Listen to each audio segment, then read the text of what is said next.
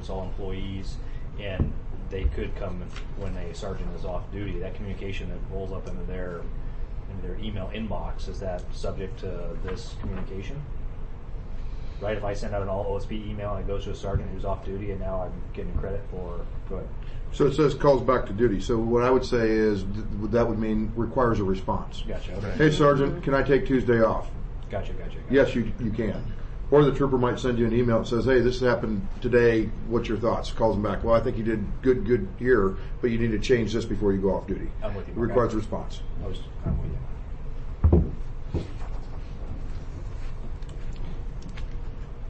I mean, I would think if they could take care of it in the office and they were like, I'm going to wait for my sleep hours to take care of this so that I can get an hour and a half.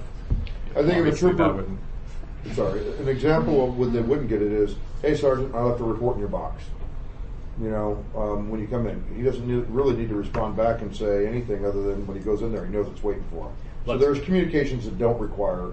Yeah, that's not our intent. Well, that was my point. Is right. So Yeah. most email correspondence is not an immediate callback situation, right? So Agreed. it would be hard for me to fathom email being the trigger point for a 15-minute callback. Agreed. Okay. That isn't our intent, but if it was an email that said respond right away, you know, and that was the only form of communication, you know, obviously I think that would count. I would agree. Based on your language. Okay.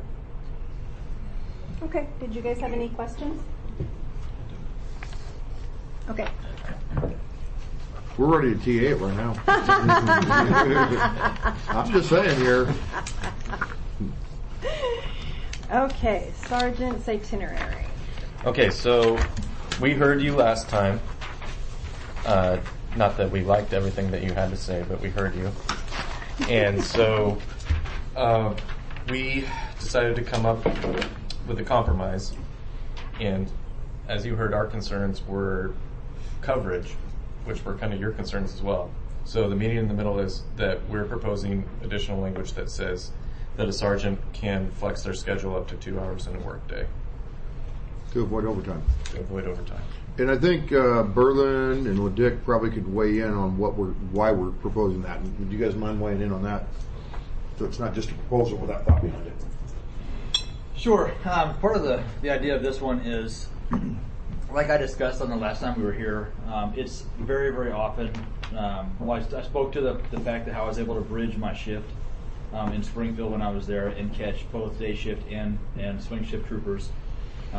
That ability was huge to be present during the day, the administrative runs, the court runs, the little details that we took care of in that aspect.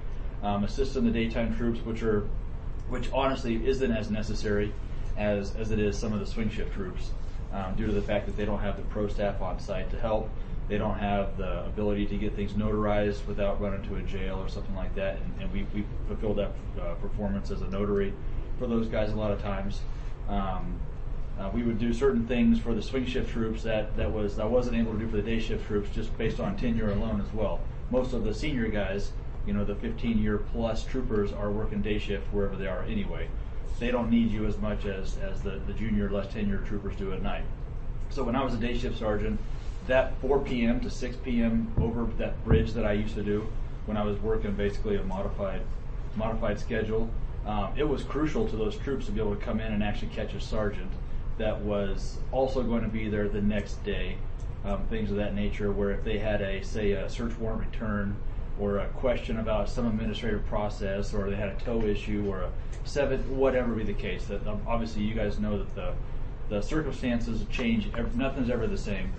The ability for me to affect that trooper's day was huge in that bridging ability, where I could extend my shift over 2 hours or just an hour, whatever else after turnover.